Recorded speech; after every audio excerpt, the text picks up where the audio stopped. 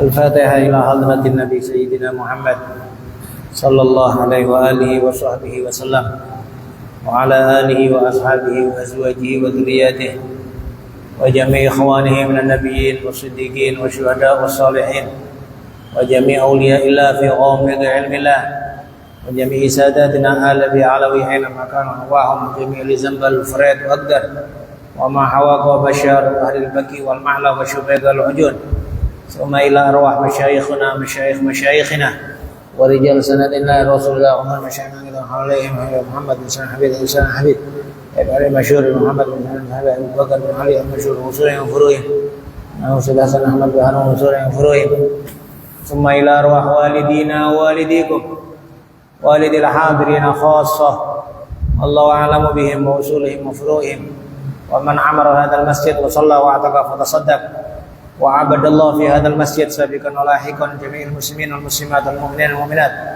أن الله يتغشاهم بالرحمة والمغفرة ينفعنا بما علمنا ويعلمنا الذي ينفعنا على هذه النية وكل نية صالحة. الفاتحة.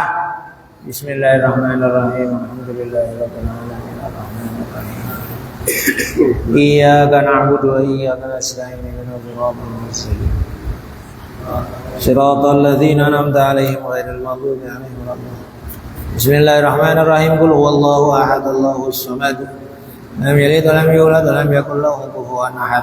بسم الله الرحمن الرحيم. قل هو الله أحد الله الصمد لم يلد ولم يولد ولم يكن له كفوا أحد. بسم الله الرحمن الرحيم. قل هو الله أحد الله الصمد لم يلد ولم يولد ولم يكن له كفوا أحد. بسم الله الرحمن الرحيم. قل أعوذ برب الفلق من شر ما خلق من شر غاسق إذا وقب ومن شر النفاثات في العقد من شر حاسد إذا حسد. بسم الله الرحمن الرحيم. قل أعوذ برب الناس ملك الناس إله الناس من شر الوسواس الخناس الذي يوسوس في صدور الناس من الجنة والناس. بسم الله الرحمن الرحيم. نويت التعلم والتعليم والتذكر والتذكير والنفع والاندفاع والحث على التمسك بكتاب الله وسنة رسوله صلى الله عليه وسلم ابتغاء وجه الله ومرضاته وجزيل ثوابه في الدنيا والآخرة مع قولته والعافية على أهله. بسم الله الرحمن الرحيم. الحمد لله والشكر لله على جميع نعم الله نحمده ونستعينه ونستغفره ونستهديه ونسترشده ونعوذ بالله من شرور أنفسنا من سيئات أعمالنا من يهد الله فلا مضل له ومن يضلل فلا هادي له. أشهد أن لا إله إلا الله وحده لا شريك له وأشهد أن سيدنا ونبينا محمدا عبده ورسوله ونبيه وصفيه وخليله أرسله بالهدى ودين الحق ليظهره على الدين كله ولو كره الكافرون. اللهم صل وسلم وبارك وكرم على سيدنا محمد الفاتح لما أغلق والخاتم لما سبق ناصر الحق بالحق والهادي إلى صراطك المستقيم وعلى آله وصحبه حق قدره ومقداره العظيم. أما بعد أوصيكم وإياي بتقوى الله فقد فاز المتقون. قال الله سبحانه وتعالى يا أيها الذين آمنوا اتقوا الله حق تقاته ولا تموتن إلا وأنتم مسلمون. صدق الله العظيم. Ma'asyiral hadirin wal hadirat yang terhormat pengurus PKM Masjid Raya Al-Huda, para tokoh masyarakat, ikhwanana, saudara-saudara semua, rahimakumullah. Alhamdulillah atas semua anugerah dan nikmat yang telah diberikan oleh Allah kepada kita semuanya. Mudah-mudahan Allah Subhanahu wa taala berkenan untuk menambahkan anugerah-anugerahnya dengan kita diberi hidayah dan taufik oleh Allah Subhanahu wa taala untuk bersyukur kepadanya. Kalau sudah bersyukur kepadanya maka dipastikan nikmat akan dijaga dan ditambah oleh Allah Subhanahu wa taala, karena itu janji Allah, innallaha la yukhliful mi'ad. Allah tidak akan mengingkari janjinya. Permasalahannya pada diri kita. Apakah yang diminta oleh Allah dilaksanakan atau tidak? Seringkali manusia menuntut kepada Allah, tapi melupakan tuntutan Allah kepada mereka. Seringkali orang merasa harus diperbuat semisal ini, semisal itu, sesuai kemauannya. Tapi mereka nggak paham bahwa takdir Allah Subhanahu wa taala dengan berbagai macam seluk-beluknya, dengan berbagai macam sabab-musababnya, tuntutannya dan lain sebagainya, perlu untuk seseorang lebih taat kepada Allah Subhanahu wa taala dan memenuhi perintah-perintahnya.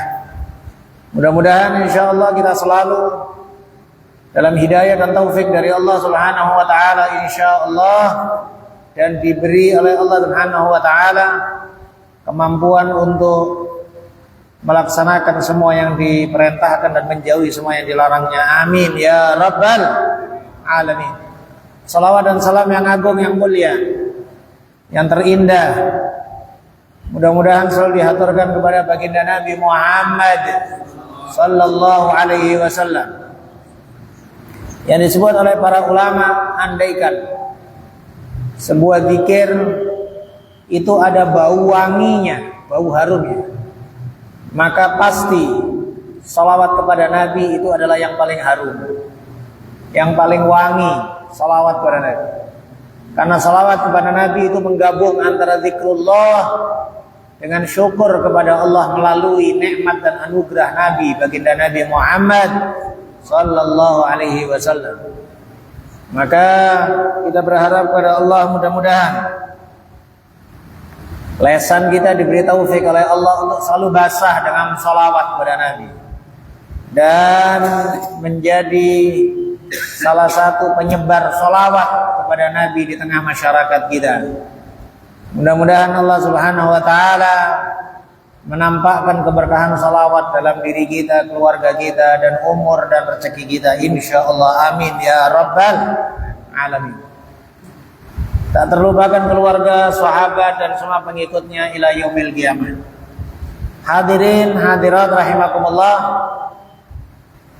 Pada majelis yang terakhir kita bahas, yang sebelum kita libur-libur beberapa saat, tentang fasal masih membahas tentang fikih bab hudud, bab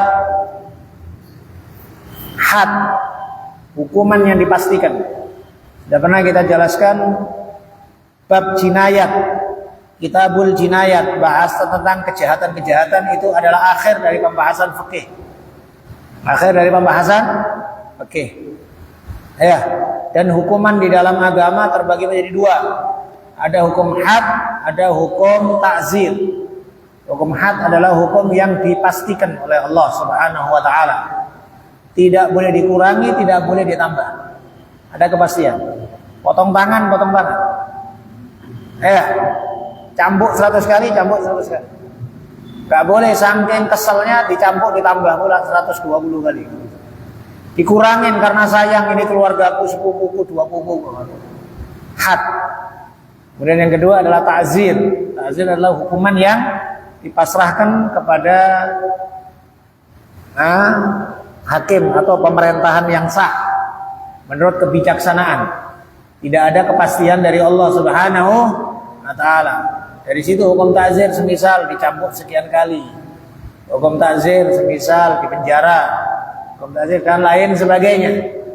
Ada beberapa dosa-dosa yang ada hukum hadnya. Dan hukum had ini adalah bentuk hukuman yang diberikan oleh Allah Subhanahu wa taala di dunia kepada seorang pelaku kejahatan yang dengannya jikalau seseorang tobat maka dipastikan sekali lagi dipastikan dia selamat dari tuntutan akhirat karena sudah ada tuntutan di dunia. Tapi kalau tidak dilakukan hukum had di dunia, meskipun dia tobat, belum tentu apakah dituntut di akhirat atau tidak. Umpamanya orang, mohon maaf, umpamanya mencuri, harusnya dipotong tangan. Tidak dipotong tangan, ya tobat dia, kembali kepada Allah. Kalau dikehendaki oleh Allah diampunkan, kalau enggak dituntut di akhirat. Tapi kalau seseorang umpamanya di dunia udah dipotong tangannya dan dia bertobat, maka dipastikan tidak ada tuntutan lagi, enggak dunia enggak di akhirat. Ya. Semisal itu hukum di dalam Islam. Kalau di negara kita dan mayoritas negara tidak dilakukan hukum tersebut, maka beban pertama adalah kepada pemerintahan yang sah. Kenapa tidak dilakukan hukum-hukum Allah Subhanahu wa taala yang seharusnya? Pemerintahan ditegakkan itu adalah dibuat oleh Allah untuk menegakkan hukum-hukum Allah Subhanahu wa taala. Adapun tentang masalah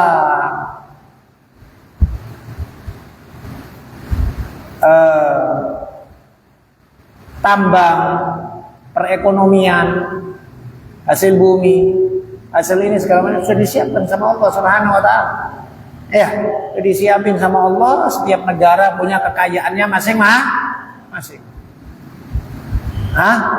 Bukan presiden yang buat tambang, bukan DPR yang buat tambang, semuanya disiapin sama Allah Subhanahu wa taala. Tinggal ngatur saja. Ya, dan masing-masing memiliki fitrah untuk bisa. Pemerintah pertama kali ditegakkan itu adalah tujuan utamanya adalah untuk menegakkan hukum-hukum Allah Subhanahu wa taala. Kalau tidak ditegakkan berarti tujuan utamanya sudah diabaikan.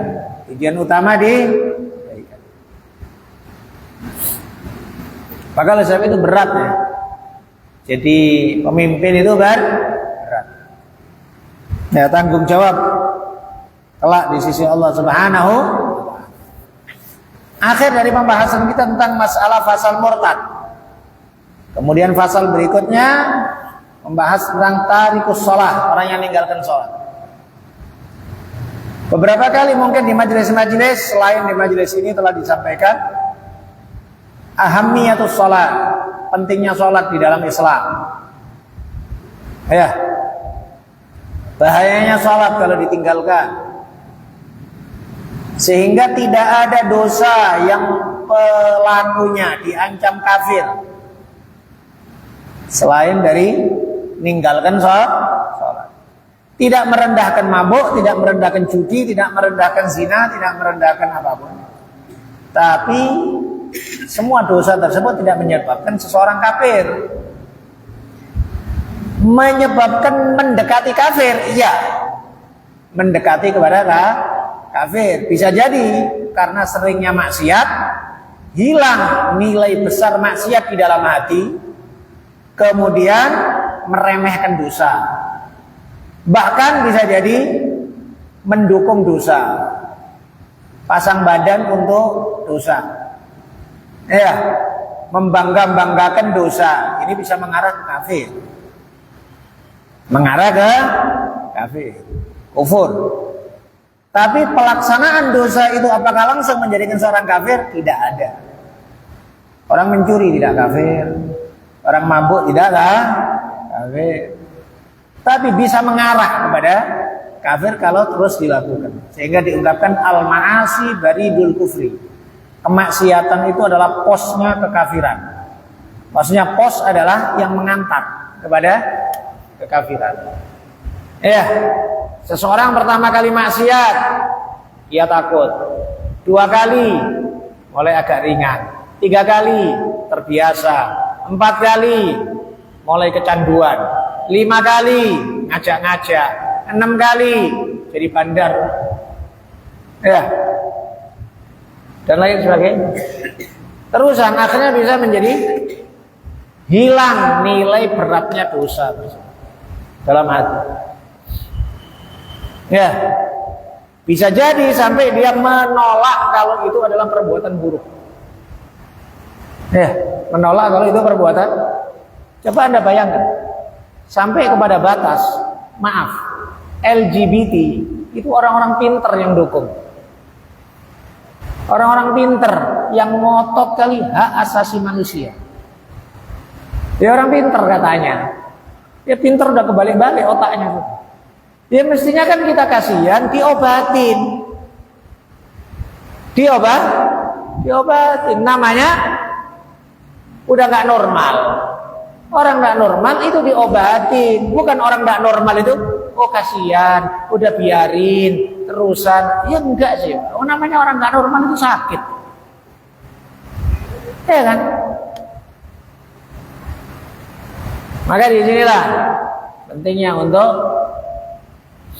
selalu berpegang teguh dengan cahaya hidayahnya Allah Subhanahu wa ta'ala. Otak Pak, kalau tidak dibarengin hidayah Allah, cerdas-cerdasnya bisa sesat.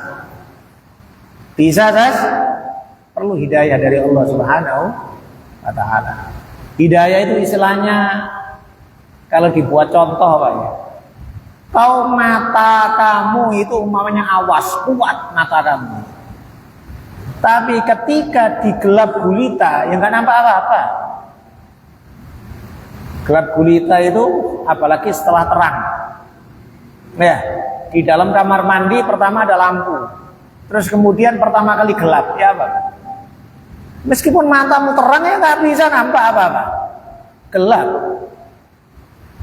Ya, sama juga demikian.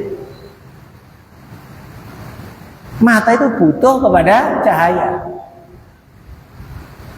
supaya bisa ngelihat. Ya, apakah cahaya itu kuat atau nggak kuat, tapi tetap perlu cahaya. Akal juga demikian. Nah, cahaya, kul innal huda hudallah. Katakan wahai Nabi Muhammad, semuanya petunjuk hanyalah petunjuk Allah. Allahu nurus samawati wal ardh. Allah adalah cahaya langit dan bumi. Ya. Sak cerdas-cerdasnya akal, kalau nggak ada hidayah dari Allah, sesat. Sesat. Ya. Maka ini tadi kita sampaikan apa bahasan kita tadi? Tentang dosa itu tidak menjadikan kafir, tapi bisa mengantar kepada kekafiran. Berbeda dengan dosa meninggalkan sholat. Dosa meninggalkan sholat otomatis mengarah kepada kafir.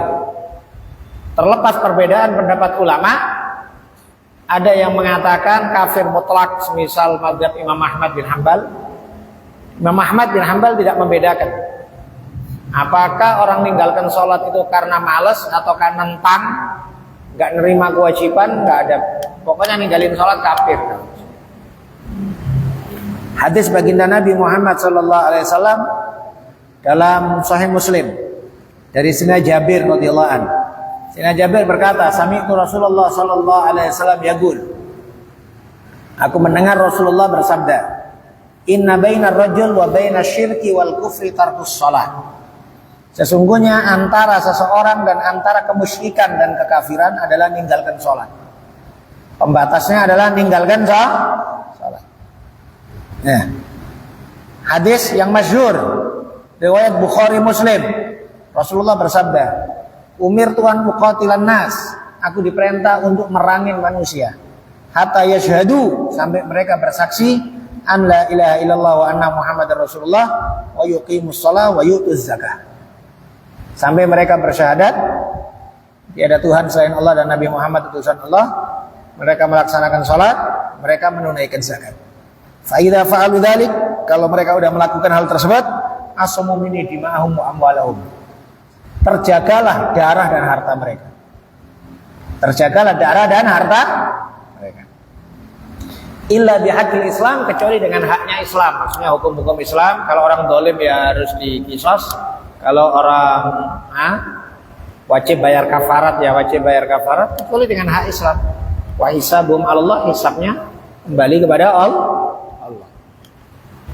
Artinya dalam hadis ini Nabi menyebut 3 hal, yaitu syahadat, sholat, zakat. Karenanya Sayyidina Abu Bakar Siddiq merangi orang yang tidak ngeluarin zakat, karena dia orang kafir.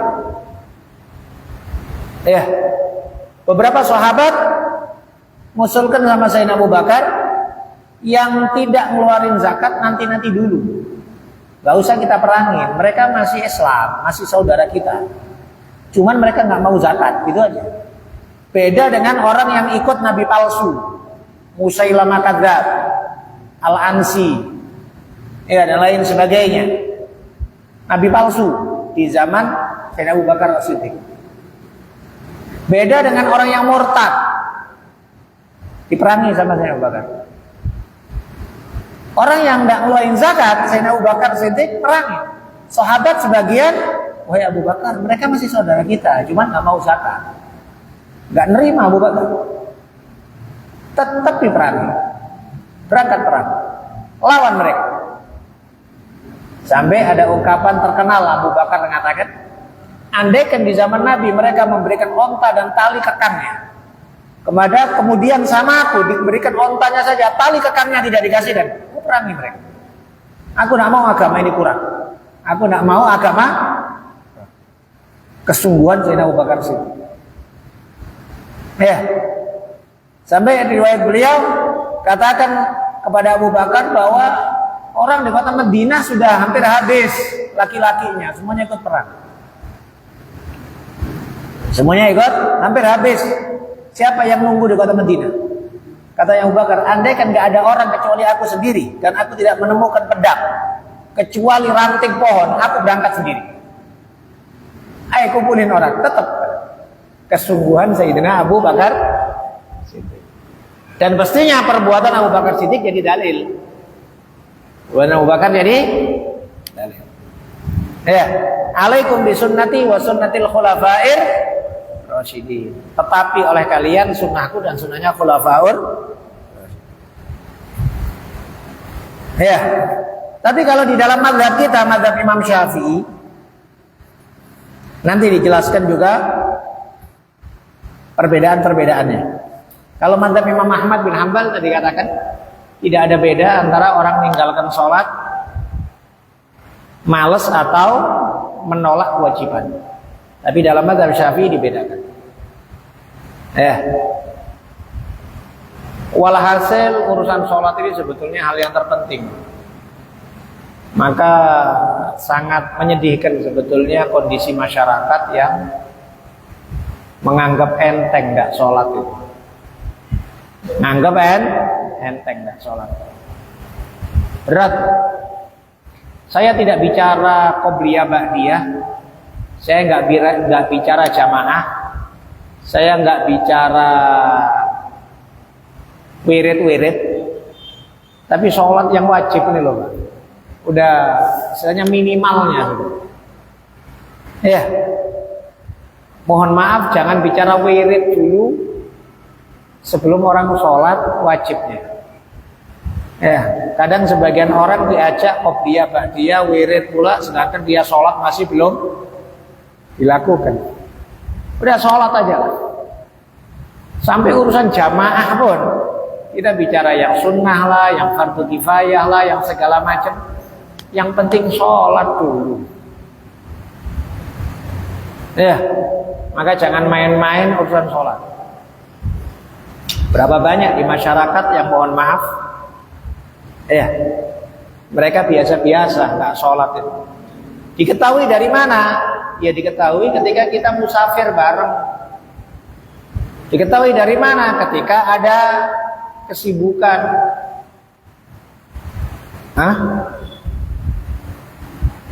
Kita dikabarin sama beberapa orang ketika ada pesta saja. Itu kadang tidak sedikit masyarakat yang keluarganya tahu tidak sholat mereka ketika pesta. Ya. Dan dianggap biasa-biasa. Dia namanya sibuk. Maka di sini ada nilai merendahkan sholat. Kalau sholat ditinggalkan, apa yang kira-kira dalam hati seorang muslim mukmin yang lebih penting daripada sholat? Ya. Dalam hadis Nabi, la tunqadunna ural islami urwa. Awwaluhal hukmu wa akhiruhas shalah. Ikatan-ikatan Islam akan terbuka. Ikatan-ikatan Islam akan terbuka satu persatu. Yang pertama hukum, yang terakhir sholat. Artinya yang ikatan yang udah lepas, pertama kali hukum. Kalau bicara hukum, Pak, sudah sejak zaman dulu tidak ada kisos. Kalau bicara hukum, sudah sejak zaman dulu nggak ada hukum had, rajam segala macam, sudah zaman dulu.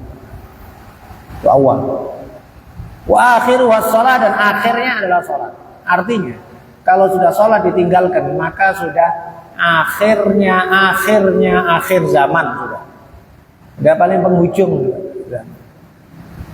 Maka disinilah kenapa kok Allah Subhanahu Wa Taala berapa banyak ayat aqimus sholat, perintahkan sholat, tegakkan sholat, merintahkan keluarga, wa'mur ahlaka bis sholati wastabir 'alaiha. Perintahkan keluargamu untuk sholat, wastabir 'alaiha, dan sabar-sabari. Wastabir itu lebih dari isbir. Isbir sabarlah, wastabir sabar-sabarilah lebih. Mubalaghah. Ya. Sabar-sabarilah keluargamu untuk sholat.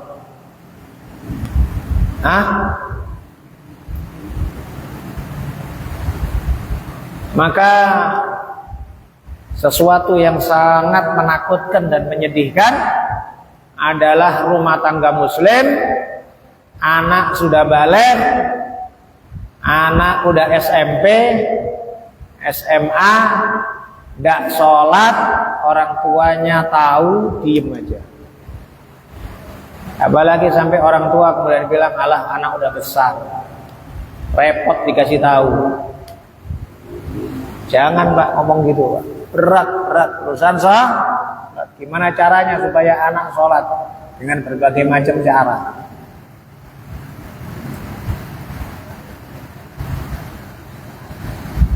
Nah, watarikus sholati ala darbain. Orang yang meninggalkan sholat itu terbagi menjadi dua macam. Ahaduhuma, pertama, ayyatruka ghaira mu'taqidin liwujubiha, fa hukmuhu hukmul murtad. Pertama, dia meninggalkan sholat, tidak meyakini akan kewajibannya, nggak nerima kewajiban sholat, maka hukumnya hukum murtad. Hukum murtad sudah pernah dibahas, dibunuh, tidak dimandikan, tidak disolatkan, tidak dimakamkan di pekuburan muslim. Kalau dia tidak meyakini kewajiban sholat. Kedua, wasan yang kedua, ayyatruka kasaran muqtaqidan liwujubiha. Dia meninggalkan sholat karena malas. Dia tetap meyakini kewajibannya sholat, tapi malas. Fayustatab, maka disuruh taubat. Taubat itu, hukum pertama taubat itu adalah mengembalikan hak. Itu hukum pertama taubat. Baik haknya Allah atau haknya manusia. Maka jangan dianggap taubat itu hanya astagfirullah. Itu istighfar. Istighfar sama taubat beda. Taubat itu dari kata taba yatubu taubatan. Taba itu kembali. Berarti orang ini sudah melampaui batas, harus balik. Harus balik. Balik itu apa? Balik itu ya balik ke jalan yang lurus. Kalau ada barangnya orang, balikkan barangnya orang. Kalau ada kewajiban kepada Allah, lakukan kewajiban itu baru taubat. Ya. Maka termasuk juga orang yang ninggalin sholat ya wajib qadha, itu taubat. Maka aneh orang sekarang terus bilang orang yang ninggalin sholat gak wajib qadha. Aneh. Semua perkara wajib kalau ditinggalkan itu harus diqadhain semuanya, tanpa pengecualian. Haji tidak dilakukan ya harus ya kan gitu. Zakat, umpama dia kewajiban zakat 5 tahun yang lalu, udah kaya, tapi pelit dia, nggak ngeluarin zakat sampai 10 tahun. Setelah 10 tahun baru dapat hidayah. Iya pelit aku ya gini. keluarin 10 tahun, bukan tahun ini aja. Qadha puasa kan wajib. Semuanya, kenapa kok sholat enggak? Kan aneh orang mengatakan orang sholat enggak wajib kok.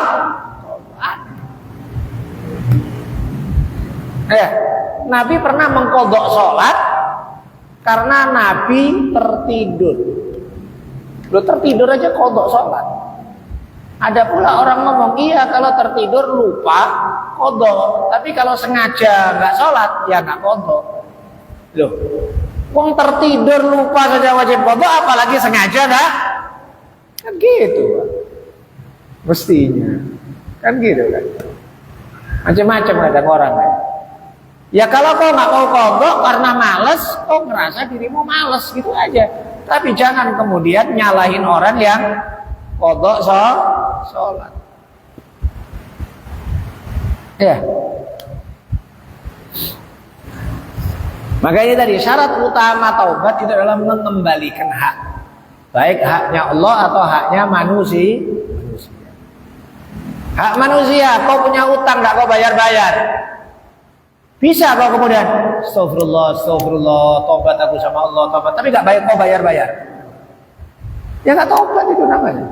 Kau astagfirullah 1000 kali ada nilainya. Saya nggak ngerendahkan istighfarnya, tapi Allah nyuruh kau balikkan duitnya orang itu. Kan gitu. Sama haknya Allah juga demikian. Bayar dulu haknya Allah. Ya. Orang yang meninggalkan sholat karena malas.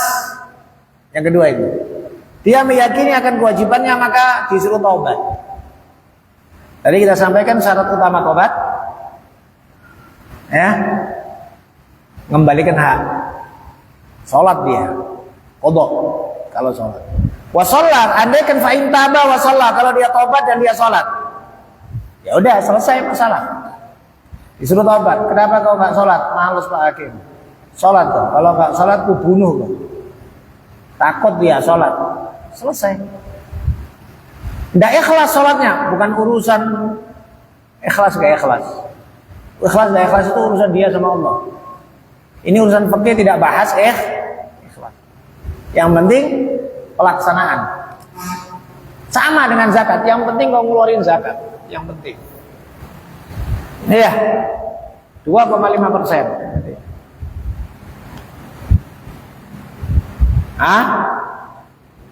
Kau ikhlas gak ikhlas itu lain urusan. Yang penting agama ditegakkan, hukum dilaksanakan, itu pertama kali. Fa'in taba wa shalla, kalau dia tobat dan sholat maka hukum udah jelas, artinya udah selesai. Udah selesai. Wa illa nggak mau, disuruh tobat nggak mau, disuruh sholat nggak mau. Qutila haddan, maka dibunuh dengan hukum had, dibunuh. Tapi disebutkan ini nggak pernah terjadi. Loh, orang terhindar dari bunuh hanya dengan sholat, masa pula masih nggak mau sholat aja? Kan gila orang. Umpamanya ditegakkan ada mahkamah syar'i, ada kehakiman fikih syariat, umpama orang nggak sholat dilaporkan, di penjara, pengadilan, ditegakkan pengadilan, hakim ngomong, kau nggak sholat berapa hari? Baru kemarin tuan hakim. Ya udah, sekarang kau sholat. Kalau kau nggak sholat, nanti duhur dibunuh kau. Kalau kau nggak sholat, nanti asar dibunuh. Nggak sholat enggak, aku pokoknya nggak sholat. Itu kan gila kayak gini. Dia tinggal kau sholat aja udah bebas kok. Mau dibunuh pula, kan gila. Ya. Maka ini tadi, sebagaimana juga di zaman Nabi tidak pernah terjadi hukum rajam kecuali karena faktor pengakuan dan kesungguhan taubat. Karena orang yang berzina ini betul-betul taubat kepada Allah, sehingga ngaku sama Nabi dan kepingin untuk ditegakkan hukum. Dia yang kepingin. Tidak pernah ada hukuman rajam karena faktor 4 saksi, laporan orang zina, nggak pernah ada dalam itu.